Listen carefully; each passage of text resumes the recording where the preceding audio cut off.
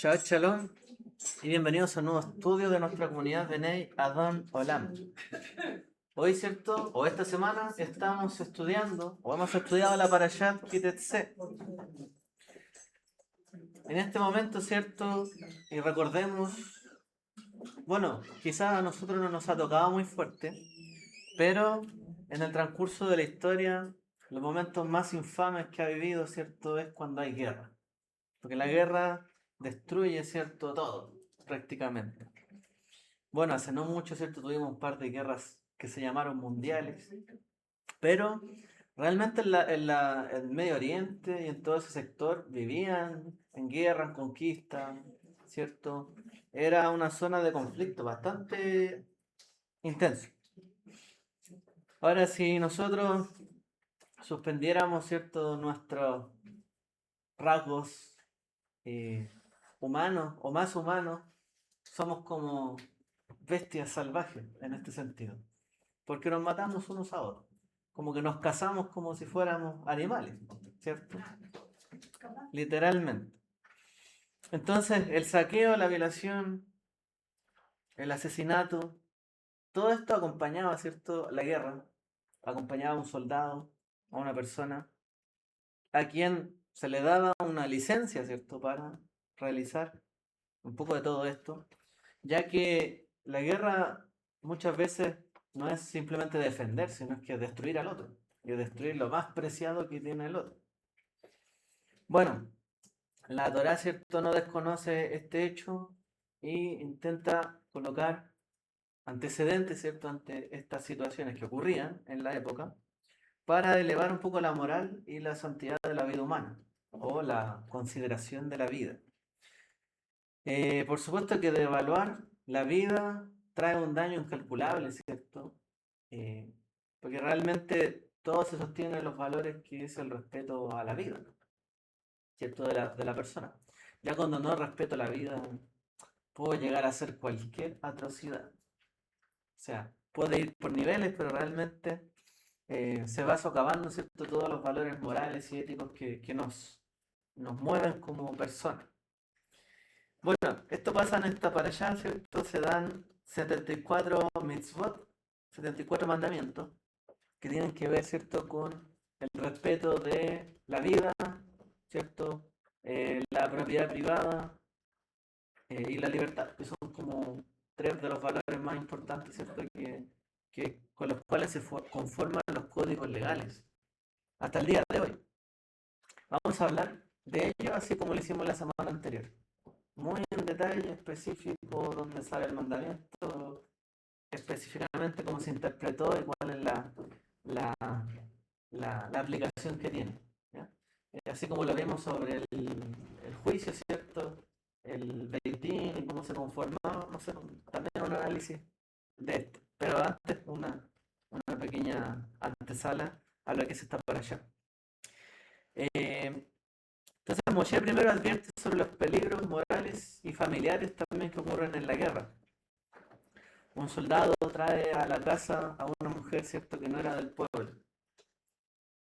Obviamente ignoraba las diferencias que tenían entre ellos, o lo que los dividía, o todo lo que el Eterno había dicho que no se mezclaraban con estas personas. Bueno, finalmente este texto ignoraba todo y generaba también una discordia, ya que traía cautiva a una mujer a la cual probablemente se había matado a su familia, o a sus familiares, o algo había sufrido, ¿cierto?, detrás de todo esto. Entonces, obviamente no era una situación fácil. A mí se me menoscababa mucho, ¿cierto?, a la otra persona. Bueno, había una responsabilidad de transparentar si había un odio o un resentimiento tan grande, ¿cierto?, que la persona no pudiera vivir con esta persona que la traía productiva. ¿Ya? Y tratar de convivir con alguien o obligar a una persona a vivir con uno, siendo que va a vivir con este odio y este resentimiento toda la vida, no está permitido en la Torah, ¿cierto? Va en contra de la Torah. Luego, ¿cierto? Y aquí algunos hacen como la secuencia. Esto podría dar, o esta familia, ¿cierto?, que se conformara, podría dar a luz un hijo rebelde y contumaz, por ejemplo, ¿cierto? Que otra de las cosas que se mencionan en esta parasha.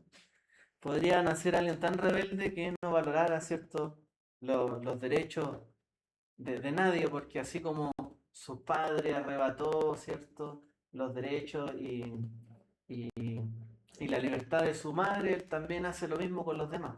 Y no respeta la propiedad de otros, ni siquiera respeta a sus padres. Entonces, dice, será ejecutado por sus crímenes contra sus padres.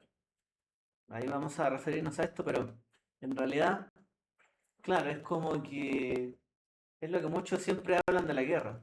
El gran problema es que los sobrevivientes quedan con mucho odio. Y el problema es que esto es muy difícil de extirpar. Hay una venganza. Bueno, hay una tragedia que finalmente le ocurre a una sociedad que convive de esta forma. A largo plazo es algo muy negativo. Vamos a ver por qué no menciona la Torá.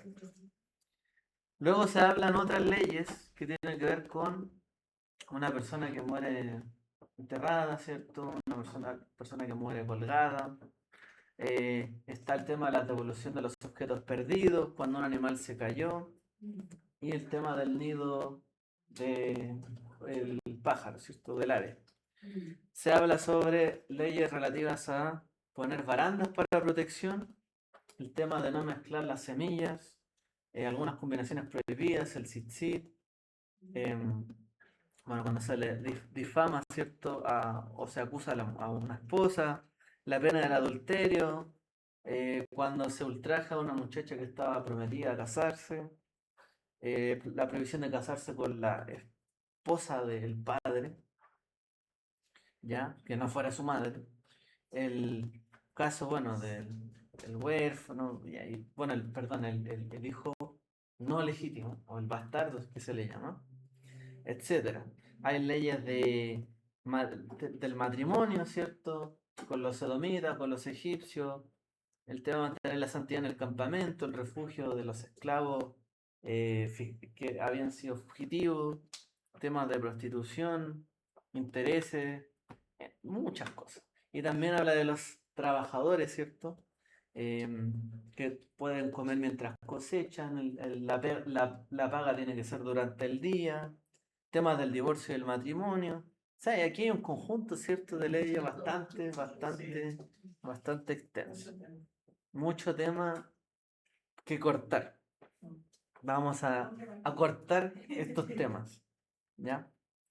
Entonces, lo primero que quiero como dejar ahí en claro es que podemos decir que teniendo tantos mandamientos en esta parasha, la Torá no siempre, o la Torá no trata de abstraer una noción teológica, espiritual de las cosas. Eso es algo que nosotros hacemos hoy día, ¿cierto? Nosotros queremos ver el principio espiritual de lo que hay acá, qué es lo que nos trae esta teología, de qué nos quiso decir, etcétera. Pero la Torá es muy simple, muy directa, muy concreta, ¿ya? No hay una abstracción teológica detrás de cada cosa, sino que hay un código de conducta. Es muy claro, ¿cierto? De esta forma hay que comportarse. Y hay un código minucioso para ciertas situaciones, donde en el fondo podemos hablar desde los momentos más santos, como es oficiar en un santuario, ¿cierto?, en un templo, como en los momentos más bajos, digamos, de la humanidad, que es cuando está en plena guerra y no respeta el derecho de nadie ni de nada. La Torá se refiere a estos dos ámbitos. Así que ese campo de batalla, por otro lado, está el campo familiar o los conflictos familiares. Está cuando alguien construye una casa, cuando alguien va al mercado, ¿cierto?, y tranza las cosas. O el simple hecho de proteger un animal doméstico. ¿Cómo hay que tratar a un animal que está en casa? Todo eso, ¿cierto?, son cosas que trata la Torá. Más allá del valor espiritual de cada cosa, ¿ya? O teológico. Esto es súper simple. ¿Cómo hay que comportarse? Entonces la Torá comienza diciendo de una manera muy sencilla: Quítetse la milhamá. Cuando salgas a la guerra. No está diciendo está prohibido la guerra. no harás guerra porque es malo. No, está dando por hecho de que en algún momento vas a salir a la guerra. Ya sea que salgas tú por tu propia, digamos, opinión, porque tu líder o tu rey te quiere ir a la guerra, o porque el Urim y el Tumim les dijo que había que ir a la guerra, o porque alguien vino contra ti y tienes que guerrear. Bueno, no sé. Pero cuando salgas a la guerra, bueno, tendrás este cuidado. Así que la guerra, más, y aquí hay un concepto que aplica el Hafetz Haim. Él dice lo siguiente: la guerra más encarnizada de la vida no es un conflicto contra un ejército exterior, sino que es el combate diario contra la propia impulsividad, ¿cierto? Y aquí ya estamos aplicando un poco de interpretación. Efectivamente, ¿qué es lo que nos lleva a la guerra? Odiar a otro, querer dañar a otra persona, querer robarle lo que tiene, sentir que la vida es injusta. Bueno, son sentimientos, impulsos. Realmente yo no puedo soportar o quiero los recursos del otro. La envidia, ¿cierto? Entre otras cosas. Todos estos impulsos nos llevan a la guerra. Puede ser diferentes clases de intereses. O ya, derechamente puede ser la defensa propia. Ok, pero también se origina por algo. Incluso hasta la estupidez humana puede ser una causa de guerra. Simplemente, y de repente ha pasado, ¿no? Yo he visto series donde hay una persona que le encanta la guerra. Y le gusta la guerra porque le encanta la guerra. Y hay gente que no se puede acostumbrar a tiempos de paz. Como que su vida es la guerra y matar a otro y destruir. Y hay gente que está hecha como una máquina para matar. Bueno, hasta esa propia, entre comillas, y le digo estupidez, porque ¿qué de bueno trae esto? Querer simplemente matar a otros o dañar a otros. Toda esta impulsividad humana, que es el Yetzer Hará, es lo que trae, ¿cierto?, estos conflictos. Ahora, el ser humano que no aprende a gobernar sus hábitos y pasiones en los detalles más cotidianos, se convierte en un esclavo de sus circuitos biológicos primitivos. Lo que nos dice el Hafetz Haim, este rabino. O sea, quien no sabe gobernar su propia conducta, sus propios hábitos, o no sé, por la forma en que reacciona, bueno, es una persona que es un esclavo de esos deseos y esas pasiones. Así que aquí esta Torah nos va o esta parasha, mejor dicho, nos va a hablar de estos impulsos. Ahora los vamos a analizar muy desde el punto de vista que lo vimos la semana anterior, derechamente, cómo aplicamos la ley de la Torah, ¿cierto? El código legal de la Torah. Entonces, la semana anterior estudiamos sobre el Estado de Derecho en la Torá, la jerarquía de los tribunales, los jueces, ¿cierto? Las garantías procesales y el marco constitucional, ¿cierto? Que se manejaba dentro de la Torá. Ahora, en esta parasha, Kitetse, contiene, perdón, contiene el cuerpo legislativo más amplio dentro de toda la Torá. 74 de los 613 mitzvot, ¿cierto? Tariach mitzvot, ¿cómo se le llama? Están acá. Entonces abarca una gran cantidad de precedentes, como dijimos. Ahora, ¿qué es lo que podemos decir en conclusión? En esta parasha se trata de enseñar mucho sobre equilibrar el rigor de la justicia o del juicio, que se llama Midat Adin, ¿ya? Equilibrar el juicio con Midat Arrahamim, con equilibrar la misericordia. Hay cosas duras que pasan en la vida, muy fuertes, ¿cierto? No por ello debemos carecer de misericordia.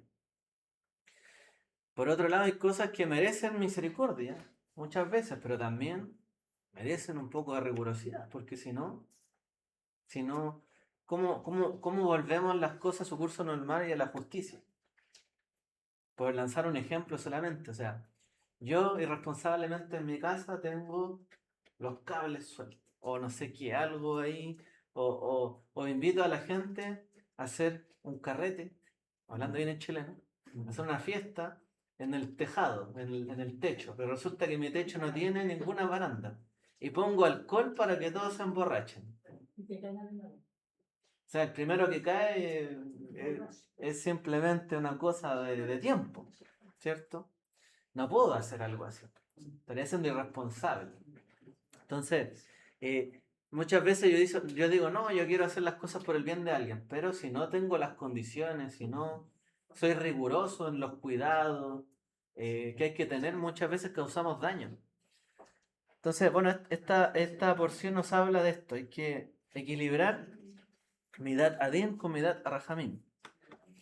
Ahora, la justicia en la Torah no es un frío positivismo jurídico, es decir, hay que hacer esto, esto no, esto sí, esto allá, sino que en realidad está hablando de muchos detalles que también demuestran digamos, el accionar de la persona, lo que hay detrás de las relaciones humanas. Por así decirlo, no invisibiliza ciertas cosas que ocurren, la Torah, sino que las expone. Vamos a ver cómo lo hace o por qué lo hace. Ya, entonces la primera parte, esta para allá abre un campo de batalla. Quitetzela Milhama, cuando salgas a la guerra. Es decir, inmediatamente dirige su atención a las personas que no pueden contener sus pasiones o quizás tienen que ir a la guerra y tienen que comportarse de cierta manera.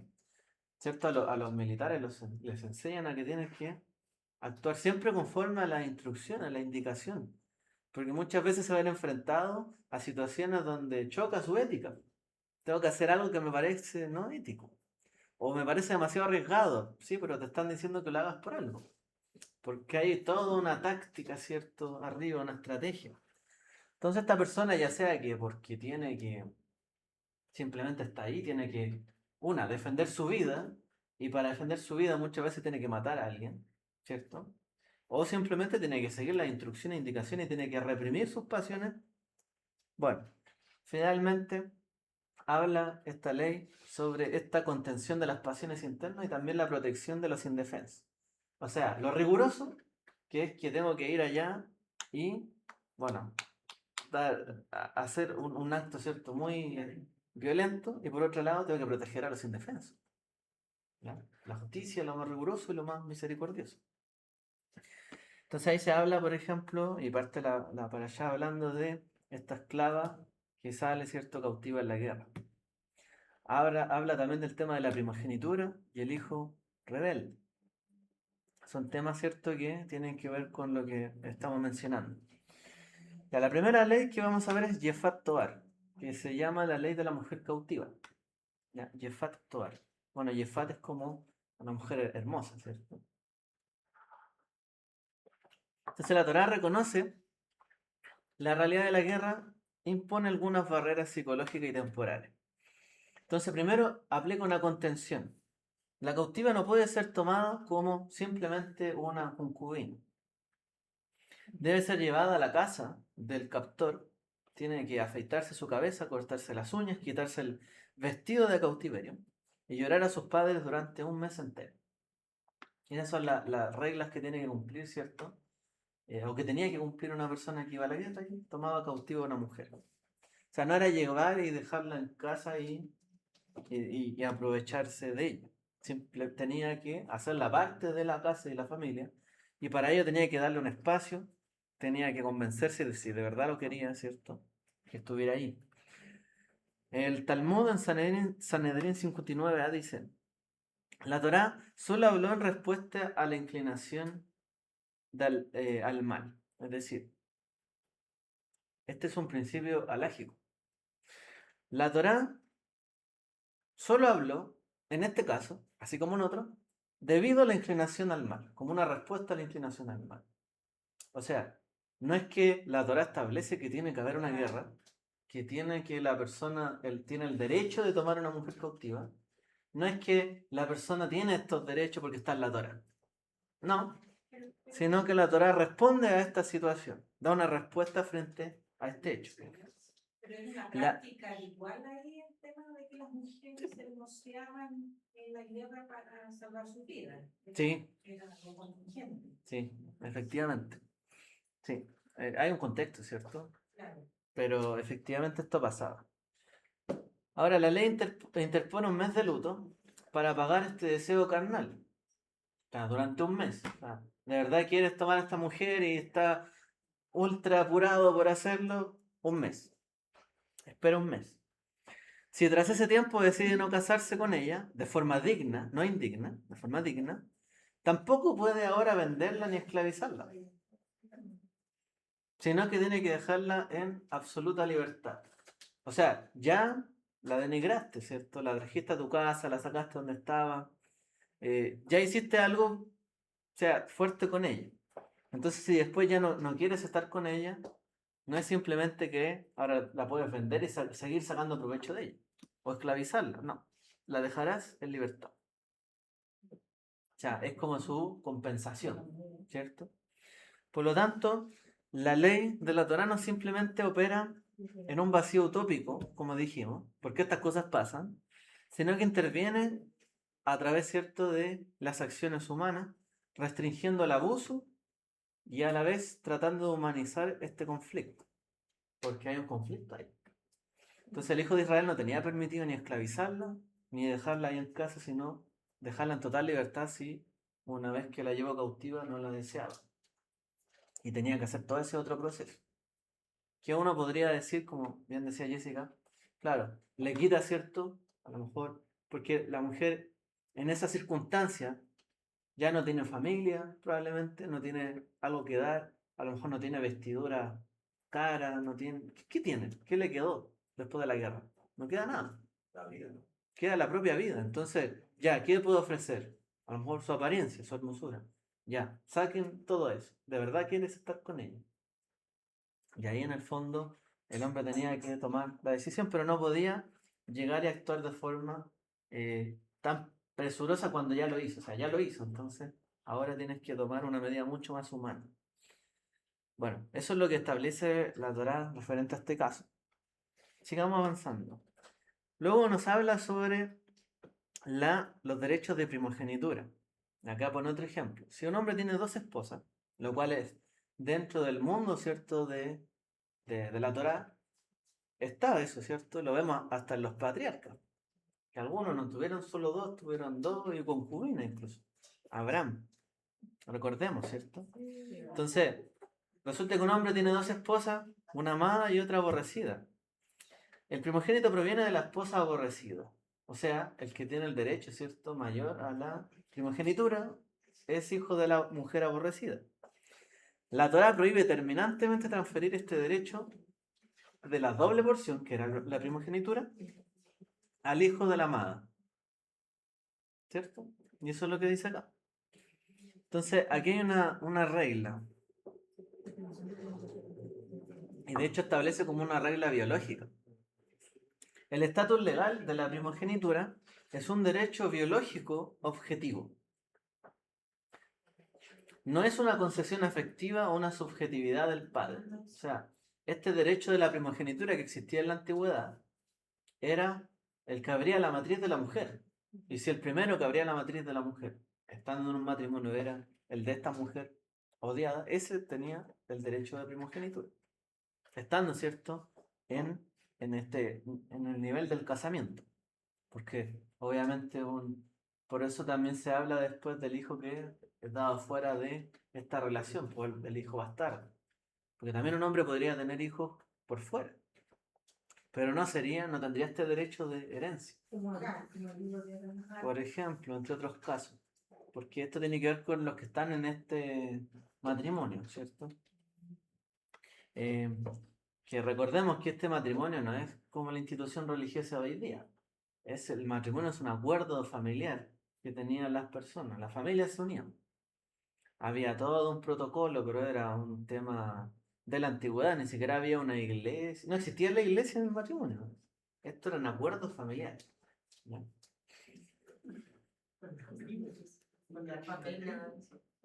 Entonces, quiero aprovechar de mencionar que leí, o sea, cuando leyeron, me acordé de algo. Y hizo una traducción mala, sí, pero mala, mala. De Deuteronomio 22:5 dice, hablando de la mujer y cómo se tenía que vestir, dice, no vestirá a la mujer, ¿cierto? No dice pantalón. Vestidura de hombre. Y el hombre de mujer. Ya, eso es una pésima traducción. Pero malísima. No dice eso. Dice pantalón, dice jeans. Es salir del aula súper importante. Pero de verdad que es mala la traducción. Realmente es mala. Leí en la Biblia paralela, busqué. Y toda la traducción es mala. Por eso le pasé esta Biblia después. La cambié porque esta tiene una correcta traducción. Lo que Kelly Geber, Alisha.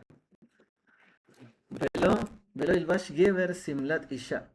Quito de bata, ¿no? Y la deja aquí, no sé. O sea, dice, no pondrás, dice un objeto de hombre, un objeto sobre la mujer, es decir, un martillo, una pala, algo con lo que el hombre hace un trabajo o va a la guerra. Por ejemplo, el hombre se le pasa una espada, es un objeto de hombre, no es de la mujer. Claro, es un trabajo, una carga, ¿no? O sea, no le pongas a tu mujer un trabajo que lo hace el hombre. El hombre va a la guerra. El hombre... Porque no es un objeto de guerra.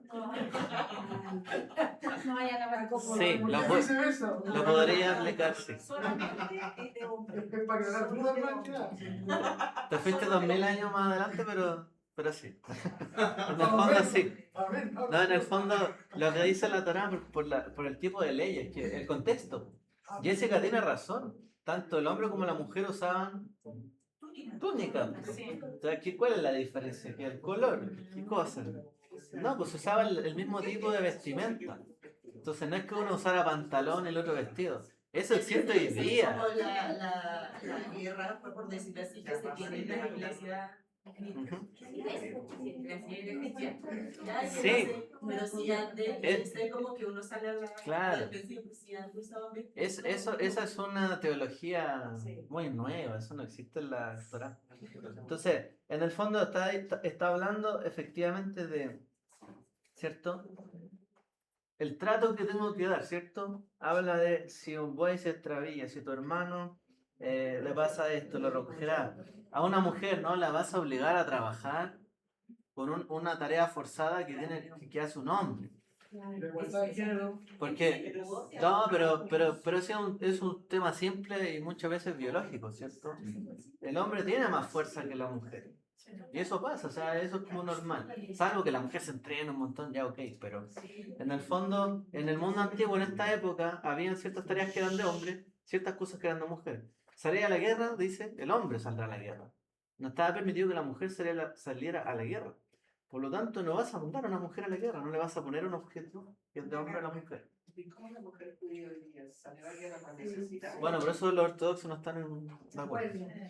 Pero es lo que dice. ¿Necesidad? ¿Ah? Lo hacen por necesidad, porque... Sí, es que pueden aplicar lo mismo que hicieron los macabim en su momento. Si no se defendían, a muchos los mataron porque no se defendieron en Shabbat. Entonces, si no nos defendemos, nos extinguimos. Ya, pero en el fondo, uno podría aplicar un criterio sobre un mandamiento. O sea, si uno dice, en verdad, tengo que defender mi vida. O sea, por ejemplo, no hay un hombre en casa y la mujer... Y vienen y atacan la casa. ¿Qué tiene que hacer la mujer? Ay, no tengo un hombre que me defienda. O tengo un niño chico, ¿no? Que él me defienda. No, o sea, la mujer tendrá que tomar un objeto y defender a su familia. La chancla guardada.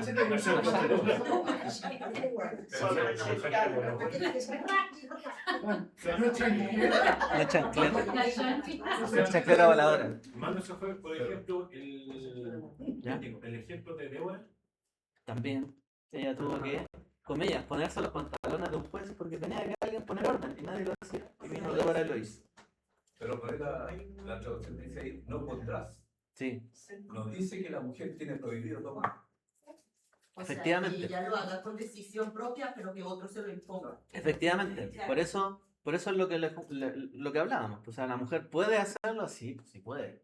Pero el punto es que tú no vas a obligar a que ella haga una tarea pesada, una cosa que es parte del rol del hombre a la mujer. Ahora, podríamos ver cuáles son las costumbres de la época, qué hacía, qué no, quién hacía qué cosa en la casa, porque si uno lee después el libro de Proverbios y ve todo lo que hace la mujer, es como que, oye, la mujer hace un montón de cosas. Sí, sí, o sea, no es que... El tema es que el hombre no podía ponerle una carga, digamos, de presión a la mujer que no era como lo debido en el momento, o sea, no era algo que pudiera sobrellevar bien. Entonces, la Torá prohíbe eso. Claro, porque cuando la masa No está hablando de la ropa, está hablando de las tareas, por el rol. es distinto. Imagínate pagar la tierra. Sí, eso Con mismo los es decir, animales. la mujer virtuosa dice que compra la tierra, pero no dice que la trabaja. Claro. Tiene que ser coherente con la naturaleza biológica que usted nos hizo. Bueno, habían cosas que hacían los hombres, más algunos trabajos específicos. Hoy día también, o sea, hoy día por mucho que se hable de igualdad, igualar el sueldo, o sea, el hombre elige ciertos trabajos que la mujer no suele elegir. Y la mujer elige ciertos trabajos que el hombre no suele elegir. Nunca va a haber una igualdad perfecta, o sea, eso no existe. La mujer que mató a César, Ujú, que le cerró la estaca al sargento, tomó un martillo y tomó una estaca. efectivamente. Pero nadie se la puso en las manos, ella lo tomó. Sí, sí, pero no pondrás, dice. ¿Ya? O sea, tú no vas a obligar en el fondo a que las mujeres de tu pueblo hagan esta tarea que tienen que hacer los hombres. Por así decirlo. ¿Ya? Eso no habla de ropa, no tiene nada que ver Muchas con gracias. eso. Muchas gracias, Moreno. Ya. Puede venir con... Puede venir con pero... Pero recatadamente. Con recato. Nosotros pedimos señor, que es el recato, no otra cosa. O sea, si usted quiere venir de un color u otro, o sea, no es un problema, el tema es el recato. Ya, cierre de paréntesis. Por elección propia, por elección propia, y que no haya gente fuera. Mañana viene con pollera. Un hombre viene con túnica. Va a venir con pollera. Ya continúo. Ya. Ya, hay otra ley cierta que aparece en esta parasha, que es la del Ben Soler Humorel, hijo con Tomás y Rebel. Ya, a primera vista, cuando uno lee ahí que tiene que ser muerto por lapidación esta persona, parece una pena, ¿cómo se le llama? Draconiana. Sin embargo, en el Talmud, ¿cierto? En el Tratado de Sanedrín, los sabios establecieron que un volumen tan extremo de restricciones procesales prácticamente hacían que la ejecución fuera imposible. Ella dice lo siguiente: para calificar un joven, ¿cierto? Un adolescente, rebelde con Tomás, Ben Soler Humore, el hijo tenía que consumir una cantidad, por ejemplo, grande de carne robada, después la aplican, o de vino de forma simultánea, es decir, este hijo es un glotón. Si la Torá dice como que come mucho, es un glotón, aparte es rebelde. O sea, dicen, ¿cómo puedo clasificar a este joven de que realmente es de esa forma glotón? ¿Porque come mucho? No, porque come demasiado en exceso, como que come para hacerle daño a los padres, para dejarlos mal. Claro, en la ruina, está haciéndolo de forma mala, pero ¿cómo alguien podría tomar y comer tanto de forma simultánea? A esa edad, exactamente 3 meses después de la pubertad, y ambos padres tendrían que estar de acuerdo en esta situación para presentarlo en un tribunal, que este es el tribunal de los 23 jueces, como para llevarlo a cabo un juicio. Entonces, Rabí Yehudá declaró en la Gemara, en el Talmud también, ¿cierto? En la Gemara, que es el comentario de la Mishnah. Dice, el hijo rebelde nunca existió ni existirá jamás. Ahora, dado que dice eso, ¿por qué existe esta ley en la Torá? Y él responde el mismo, para que la estudiemos y recibamos la recompensa por su exégesis. Ahora, ¿por qué serviría estudiar esto o aplicar su exégesis? Porque la Torá establece en el fondo que este tipo de ley, esta ley así como otras, son leyes que establecen modelos preventivos o pedagógicos, como el principio de Durosh Bekabel Sehar, que se llama, donde la rigurosidad formal del procedimiento sirve para disuadir el delito sin llegar a la ejecución de la pena. O sea, pongo una pena tan alta y tan dura, pero a la vez tiene que cumplir condiciones tan altas y tan duras, que en realidad es muy difícil que se vaya a ejecutar aquello. ¿cierto? A ver, nosotros, a ver si puedo pensar en alguna ley, pero en Chile igual hay muchas leyes que podrían ser, a ver, no sé, está prohibido, ¿cómo se llama esta cuestión de la... No, hay una ley sobre el buen comportamiento. Una persona tiene que tener un buen comportamiento en la calle. ¿Cómo se llama esto? Se me olvidó el nombre. Código civil. ¿Ah? El Código civil. Sí, sí, pero no, sí. Hablo como de la conducta. Inmoral, la conducta inmoral. No sé, pues la ley muchas veces penaliza, ¿cierto? La conducta inmoral o andar incluso sin ropa, ¿cierto? En la calle. Y hay ciertas penas, etcétera. No sé, pues uno puede ver cualquier tipo de cosa, hay penas muy grandes, muy intensas, pero casi nunca se cumple la pena máxima. Pero está puesta la pena máxima para que la persona al menos se restrinja de hacer algo como aquello. O sea, si voy a hacer esto y me van a meter preso por estar, no sé, sin polera en la calle, a lo mejor no estoy sin polera en la calle. No, como un ejemplo.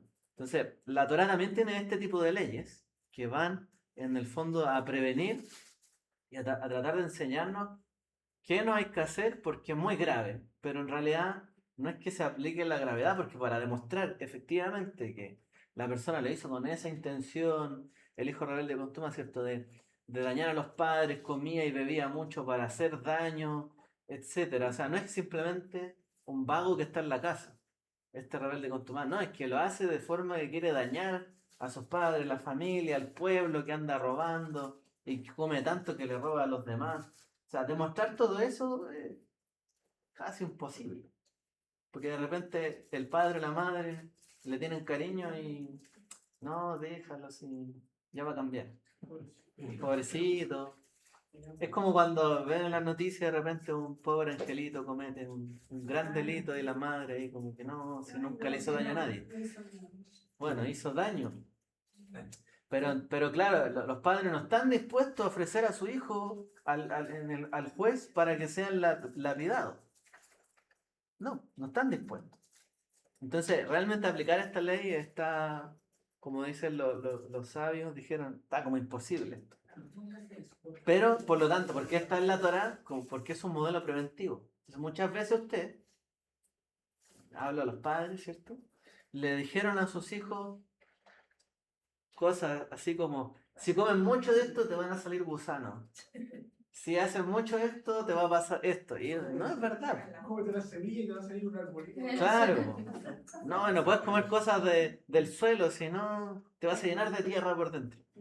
No, esas cosas no pasan. Esos castigos, entre comillas, psicológicos, no todos ocurren y están hechos para dar un ejemplo. Ya, este mandamiento del hijo rebelde contumaz sería algo similar, según explica los sabios, para dar un modelo de prevención y poder educar y a los hijos de que no pueden comportarse de tal forma porque van a llegar pueden llegar a matarlos por apedreamiento, por lapidación. O sea, si comes de más, si sigues comiendo así y sigues tomando así, vino, te voy a llevar al juez y en el fondo, te van a castigar. No sé, es como eso. ¿Ya? Por otro lado, seguimos avanzando. Muchos mandamientos. Hay otro tipo de mandamientos que exigen santidad y fe. Sí. Pero hay otros mandamientos que ayudan a prevenir accidentes y daños corporales. Nesikin y Maquia. O sea, estos son los tratados que hablan. Bueno, el Talmud tiene varios tratados de esto, los códigos de leyes. Son los códigos de los daños, el daño que uno le puede ejercer a alguien. Aquí lo vemos una pincelada porque es mucho más detallado. Entonces hay un precepto que se llama ma'ake, que es hacer una barandilla. Kitibne bait hadash, cuando hagas una casa nueva, Beasita ma'ake le gagueja. Harás una barandilla, un pretil a tu terrado. Velota sim damim bebeiteja. Para que no pongas causa, o sea, para que no coloques sangre en tu casa. O sea, para que no haya sangre en tu casa. De alguien que se dañe. Ya, entonces, aquí, ¿cierto? El Mishneh Torah de Rambam, o Maimónides, ¿cierto? Dice que la altura mínima de este ma'ake o esta barandilla tenía que ser al menos de 10 tefajim, que es aproximadamente 80-90 centímetros. Igual es bajo, ¿cierto? Pero al menos tiene que tener esto. Al menos. Y debe ser lo suficientemente fuerte para resistir el peso de una persona recostada sobre él. O sea, recostada. ¿Qué pasa si alguien va a un techo y se acuesta ahí a dormir? Porque esto sí era común en la época de la Torá. Las casitas, ¿cierto? Eran como de ¿cómo se llama? De este material que usan en el norte, ¿cierto? Adobe. Como un adobe, eran como de ese estilo, ¿cierto? Entonces era como un piso, a veces tenían dos pisos, o tenía un piso y arriba tenía un techo. Y a veces a los visitantes, no sé, dormían en la parte de arriba y se les ponía un techito. Era, de hecho, lo leemos en los profetas, ¿cierto? En Brit Hadashah. Eran las casas, Eliseo. Entonces, alguien podía dormir. Por ejemplo, sale el caso de que secaban las pieles de los animales en el techo también, ¿cierto? Bueno, ¿qué pasa si alguien se queda arriba a dormir? Se va a acostar. Y al menos para que no se caiga tiene que haber una barandilla de 90 centímetros. Porque si estoy acostado y soy de los que se mueven mucho hacia el lado, me podría caer. More. Entonces al menos una persona acostada no se tiene que caer. La altura de las mesas que nosotros tenemos acá, de comedor y todo eso, son 70 centímetros. Sí, no, así es suficiente. O sea, como esto, ¿no? Una persona acostada no se va a caer. Se ve como Sanchura. Salvo que se dé vuelo. Entonces esto se establece. Una persona tiene que estar recostada, o sea, que pueda estar recostada sobre esta barandilla y no caerse. Tiene que ser firme. Ya, aquí los sabios también aplican el principio de extensión que se llama Binyan Ab, que es un principio de exégesis rabínica. O sea, esto que se aplica a tal cosa se puede extender a otras cosas más, ¿ya? Es decir, la halajá no limita esta ley solamente a un tejado, ¿ya? A una barandilla en el techo de una casa, sino que es un principio activo, podemos decir, de una ley de prevención de riesgo, ¿cierto? Que se le llama Shmirat Hanefesh, que hay que cuidar, ¿cierto? La vida de la persona.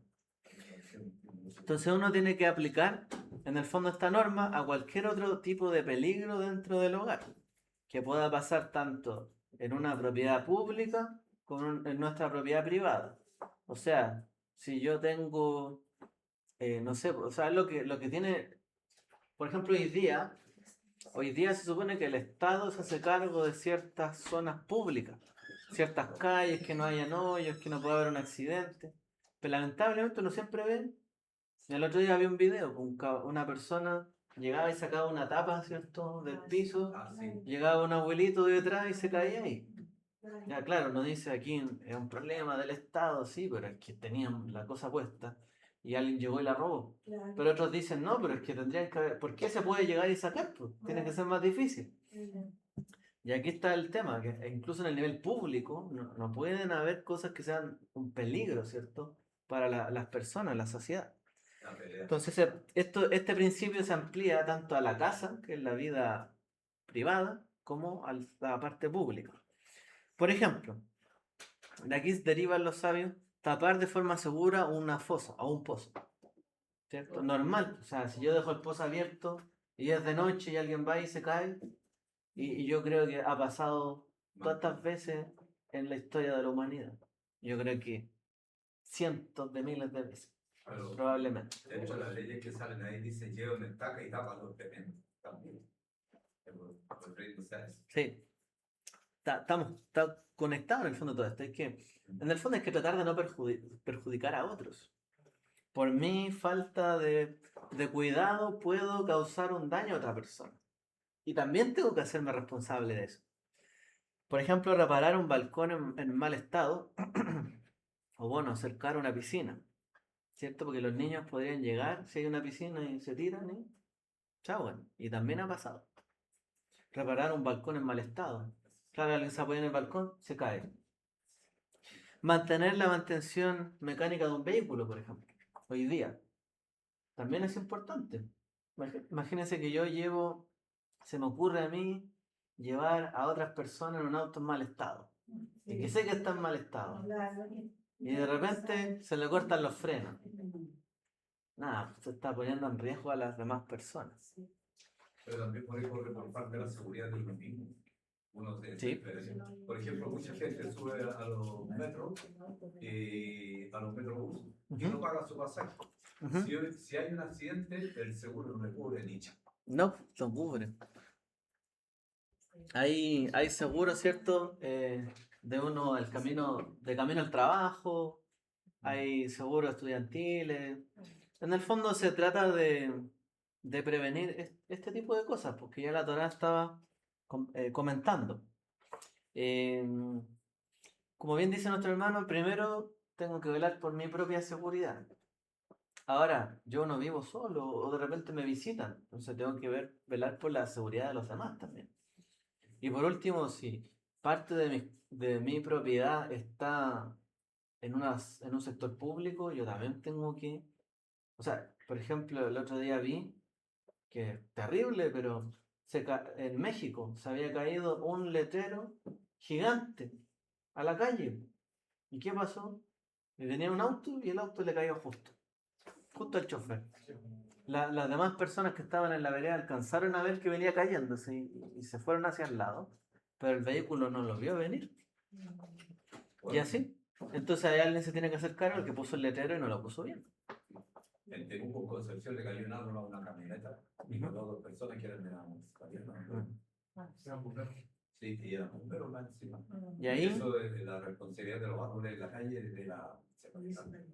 A nosotros una vez cuando íbamos con mi bicicleta paseando y nos cayó una rama. ujú, Y nos cayó, a mí me raspó la espalda, me lo raspó. Un poco más y no estoy ujú. Si se fijan, bueno, hay cosas que uno no siempre puede prever, pero por algo habemos más personas, entre todos tenemos que tratar de dejar nuestro entorno seguro. Los humanos hemos tratado de hacer eso, entre comillas, porque, claro, nos preocupamos de tener casas, patios, reja aquí, cuidado con las calles, carreteras, pero con el resto del mundo lo destruimos, no nos interesa nada. Si hay animales aquí salvajes, los matamos y se acabó. En vez de, oye, o sea, en su hábitat. Por eso, hay que tener el equilibrio que hablábamos al principio. O sea, la rigurosidad, sí, tenemos que velar por nuestra seguridad. Extingamos todos los animales del mundo. No. En el caballo pasado y en la ocasión anterior hablábamos sobre el tema de los árboles. Ujú, También hablaba de la guerra, o sea, que no va a ser como todos los árboles. claro, efectivamente. Sobre todo como los árboles No me puede llegar a incendiar a una ciudad donde voy a ir a hacer la guerra y destruyo todo su bosque. No se puede, está prohibido en la Torá. Efectivamente, uno tiene que ser consciente no solo de mi entorno, o sea, es todo, es todo. Los animales, como les decía muchas veces hoy día, claro, nos preocupamos de tener un entorno seguro para los humanos, pero el resto del mundo y los seres que viven aquí, no hay mucha preocupación muchas veces.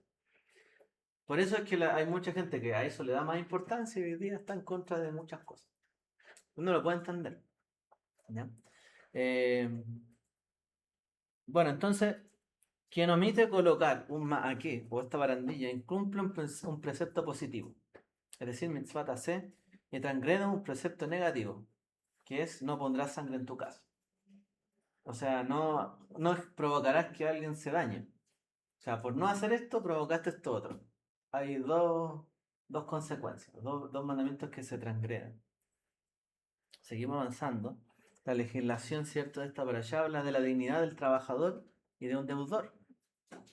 Inhabilita prácticas de usura y también la extorsión del patrimonio. ¿Qué dice? La pobreza y la opresión del salario. La Torá prohíbe retener el salario de un jornalero, un sajir. Y en su día le darás su jornal. No se pondrá el sol sin dárselo porque es pobre y en él tiene puesta su alma, dice la Torá, o su vida. Entonces, este precepto que se llama Bal Talan, la halajá, en Shulchan Aruch, Hoshen Mishpat 3391, dictamina que si un trabajador concluye su jornada al atardecer, el empleador tiene el plazo de pagarle durante la noche. Trabajé hasta la tarde, se hizo de noche, le puede pagar durante la noche. Ahora, si pasa al amanecer, al otro día, sin haberle pagado, sin el consentimiento del empleado, el patrón transgrede simultáneamente 5 mandamientos de la Torá, donde se mencionan estos casos.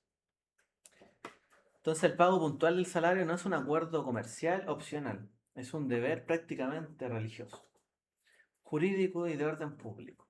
O sea, si usted no le paga a alguien, por ejemplo aquí como cuando una empresa está muy mal y no le paga a los trabajadores, ¿qué hacen los trabajadores? Huelga. Hacen un problema público porque no les pagaron, no les están pagando. Entonces hay un deber, ¿cierto?, en realizar esto. De hecho, cuando, por ejemplo, una empresa se va a quiebra, cuando tiene que liquidar, ¿cierto?, sus activos, lo primero que tiene que hacer es pagarle a los trabajadores. Lo primero. Ahora, y es por eso, de hecho, que se les ponen multas inmediatamente a las empresas que no pagan imposiciones o todo lo que es la paga del trabajador a tiempo. Porque, o sea, tú tienes tu negocio andando, pagaste a proveedores, pagaste deuda acá, pero resulta que a tu trabajador no le pagaste, multa inmediatamente. O sea, ahí no hay como reparo. Pagan siempre con interés los retrasos de los pagos de los trabajadores. Siempre se paga con interés.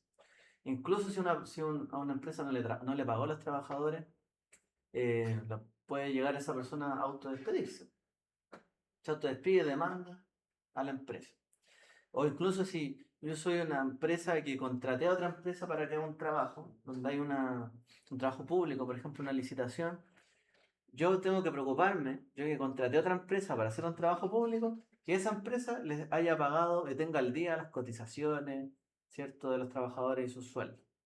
Y si no, el Estado dice, oye, no está al día, estás tú incurriendo en una falta, porque la licitación te la ganaste tú, pero resulta que tú, a la empresa que contrataste, no le está pagando a los trabajadores, ¿cierto? Entonces hay una multa también ahí, o incluso puede perder la licitación. Entonces ahí se paga se le llama subrogación después.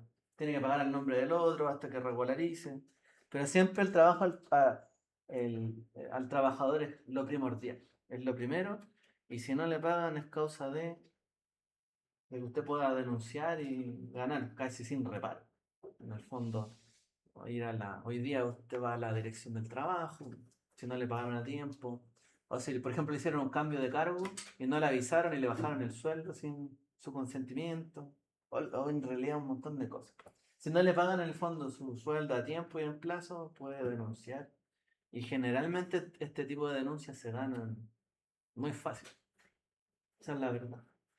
Y la Torá avala esta forma de conducirse. Ahora, en el rigor de esto, también hay que ver, ¿cierto? Como dice acá, ¿qué pasa si yo no le pagué al trabajador en la noche? Bueno, a lo mejor hubo un acuerdo, no te puedo pagar en la noche, te pago al otro día. Puedes trabajarme 2 días, yo te pago, a lo mejor te agrego un poco más. Hoy día, por ejemplo, está el tema de la hora extra. Pero de alguna forma hay que compensar al trabajador si es que no le estoy pudiendo pagar. Pero también no hay que ser tan riguroso. ¿Qué pasa si yo digo, no, a la primera vez que una empresa no paga a tiempo los sueldos de sus trabajadores o sus imposiciones, la empresa tiene que cerrar? Paga una multa multimillonaria. Al final, ¿qué? A lo mejor fue un error administrativo, que alguien hizo mal un cálculo, dejó fuera en una planilla a alguien y una empresa quiebra por eso. Porque también pasa. Entonces hay lugares donde se ponen leyes tan estrictas a favor, ¿cierto?, del trabajador, que puede perjudicar incluso el empleo, la empleabilidad. Incluso la gente le es tan difícil contratar a alguien porque las consecuencias del despido son tan altas después, o las multas, las compensaciones son tan altas. Por ejemplo, aquí en Chile nosotros tenemos una ley que paga a una persona con un tope de 10 años, ¿cierto? Cuando hay un despido. Pero hay otros países que no tienen tope. si una persona trabajó con usted más años, esa, esa empresa probablemente tendrá que quebrar y vender todos sus activos para poder pagarle a un trabajador. Y tampoco es tan razonable. Entonces se establece el tope, el límite, porque si no, si hay sindicato además, a veces el mismo sindicato puede llevar a la quiebra una empresa, por la exigencia. O incluso un poco más allá. Hoy día resulta de que hay empresas estatales donde se pagan sueldos, perdón, bonos anuales de a veces 3, 4 veces el sueldo. O sea, 4 sueldos de bonos. Y a veces ni siquiera cumplen las metas, po. De hecho, estaba escuchando por ahí otro caso, po, que estaban falsificando o maleando los datos porque no estaban cumpliendo las metas, pero había un acuerdo entre todos para decir que las cumplían y ganarse los bonos. O sea, Codelco y en otras empresas, creo que en la ENAP, y ha pasado muchas veces. Entonces, finalmente, el tema del sueldo del trabajador, si bien es algo importante, que tenga sus gratificaciones y recompensa, también se puede prestar para el abuso. Por eso, si vamos a ser rigurosos, también hay que tener por el otro lado la midad rajamín, misericordia, porque no voy a yo perjudicar, por ejemplo, si es una empresa estatal, a todo el resto que paga impuestos porque le tengo que pagar sueldos millonarios y bonos millonarios a uno. ¿Por qué? Porque son personas que tienen mayor estatus, más derechos que el resto. No lo sé. Pero bueno, ahí se puede prestar esto para todos lados. Ahí les dejo algunas reflexiones. Yo creo que ya estamos casi listos.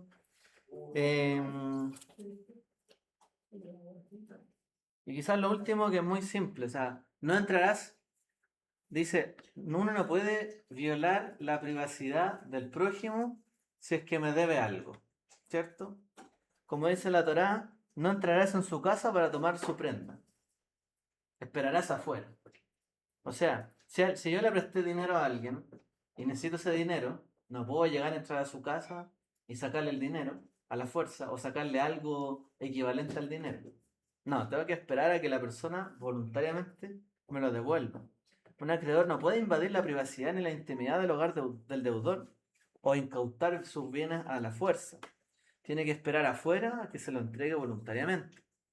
Ahora, si la prenda es un objeto básico para la subsistencia, digamos, es la única manta que tiene para dormir, el acreedor está obligado por ley a devolvérsela cada tarde antes de que se ponga el sol. O sea, si es algo de vital, si es algo con lo que necesita para vivir, tienes que devolvérselo antes de que se ponga el sol, como dice la Torá, para que se pueda resguardar. En aquel entonces no todos tenían casa, ni un lugar con techo para dormir. No era, a veces la gente tenía que dormir en el camino, porque moverse de un lugar a otro era bastante. Había gente nómada, había gente que criaba animales y no todos vivían en ciudad, sino en el campo. Lo último, y la deuda financiera no otorga los derechos sobre la dignidad del deudor. O sea, los procesos de ejecución, digamos, de cobro, deben ajustarse siempre al principio de no privar al ser humano de los medios básicos de supervivencia. Díganlo. Con eso culmino.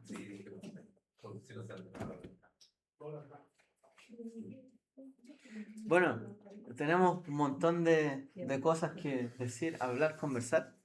Me está gustando como esta forma de estudio. A lo mejor puede ser más que una para allá, un estudio que podamos hacer. Estaba pensando. No sé si el después del Shabbat, un estudio de este estilo, o quizás los martes. Pero yo dije, puede ser algo bueno, porque para aprender Torah, que a la gente le gusta, esto es, pues, hay que meterse a estudiar las leyes, los códigos, cómo se ejecuta. ¿Los códigos civiles están basados? Sí, por supuesto. Entonces, estudiar la Torah, la ley, la codificación, y a lo mejor lo podemos hacer de tal forma que podamos tener un curso así súper intensivo de halajá y bueno, del derecho de la Torah. A mí me parece algo interesante para verlo. En la ley de arriendo, sí, a la gente se le permite una vez al año, me parece, o cada 6 meses, ingresar al lugar arrendado para ver si el arrendatario le ha hecho daño. Y la gente tiene un mal concepto sobre el mes de garantía. Sí. El mes de garantía no es para vivir un mes gratis, sino es que el dueño revisa el lugar y si hay daño, con ese mes de garantía lo arregla. Sí, efectivamente, porque el uso provoca desgaste en las propiedades, o sea, eso es normal. Por eso es la negociación. O sea, si se ponen de acuerdo y ya pintan la casa bien, voy a quedar un mes más y no voy a ganar nada. Eso todos se conversan. Sí, pero en el fondo la persona tiene que desistir de hacer ese cobro, pero a la vez tiene que justificarlo. Pero igual, a veces en la casa, cuando hay, o sea, de arrendatarlo, a veces hay cosas que fallan, pero no es de porque tú viviste ahí, sino porque ya venían de hace tiempo y nadie le... Es como ahorita que quedó la lluvia. Y a veces tú las tienes que arreglar. Ajá, y yo las tengo que arreglar, pero no las viste cuando estaba porque recién Claro. vamos a poner ahorita con las lluvias. Que cayó lluvia por lo Sí. menos donde yo vivo, por decirlo así. Ajá. Cayó mucha lluvia. Y ahí ya había caído lluvia anterior, no había pasado nada. Mm. Pero el año pasado se abombó la pared, ¿no? O sea, como que Ya. se sopló. Y este año que volvió a llover, ¿qué pasaron? Se desconchó y cayeron todas las conchas. No es culpa mía, o sea, no es culpa del que vive en la casa, es culpa del que ya necesita reparación acá. Incluso el que edificó el tema, ¿no? La inmobiliaria, y pues, O sea, a veces hay cosas que por lo menos uno paga la sí, garantía, estructural. pero a veces no, las personas se basan con eso, ¿no? Que eso es para que, pero a veces hay daños que no los causa uno. Bueno, los tratados que hablan sobre los daños son grandísimos, porque si usted se fija, es como que solo por vivir se ocasionan daños, problemas donde uno está, a lo mejor la ropa, no sé, por el tema del arriendo, las casas donde usted trabaja. Pueden haber daños por todos lados, en el metro, en la calle, se le puede caer algo. O sea. Yo me acuerdo cuando llegué a la empresa, una vez vi, claro, que había muerto, no me acuerdo si era una o dos personas en un accidente. Parece que les cayó algo, si no me equivoco. Y claro, ahí estaba viendo el tema de las multas, en ese tiempo tenía que contabilizar esas cosas. Pero ahí como que veía, claro, y es como delicado el tema, hay un montón de seguros, hay que analizar todo, cómo ocurrieron los temas, pero a la vez hay que tratar de, la empresa así como responsabilizarse inmediatamente y al tiro a ver con los trabajadores sin tratar de que sea un gran problema público. Y entre otras cosas, o sea, todo este tema de los daños nos va a seguir hasta el fin de... Porque hasta cuando se supone que venga el Mesías va a causar un gran daño. ¿Quién lo va a reparar? Parece que el mismo. Cielo nuevo y tierra nueva, porque va a quedar las cosas. Pero en el norte, ¿quién va a pagar los departamentos? Hay gente que compró departamentos que querían trabajo. Y Sí. ahora están pagando directo. Bueno, Yeshua habló de esto, no lo dije. Pablo tocó este tema en varias oportunidades. Obreros dignos de su salario. Santiago habló de esto, Yeshua tocó el tema. Para otra ocasión. Muchas gracias a todos. Shabbat shalom. Shalom.